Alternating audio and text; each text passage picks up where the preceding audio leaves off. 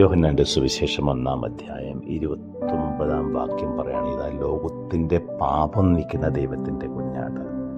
പ്രിയമുള്ളവരെ, പാപം നീക്കാൻ പറ്റാത്തൊരു കാര്യമാണ്. അത് ദൈവത്തിന് മാത്രമേ അത് നീക്കാൻ പറ്റൂ. നമ്മൾ എത്ര കിടന്ന് തലകുത്തി മറിഞ്ഞാലും പാപം നമ്മളെ വിട്ടു പോവുകയില്ല.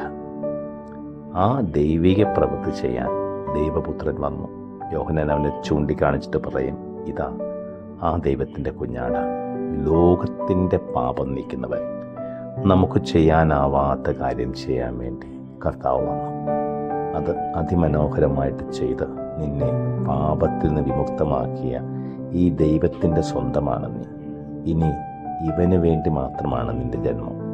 അവന് വേണ്ടി മാത്രമാണ് നീ ജീവിക്കേണ്ടത്. മറ്റാർക്കും ചെയ്യാൻ സാധിക്കാത്ത കാര്യം ചെയ്തവൻ്റെതാകണം നീ.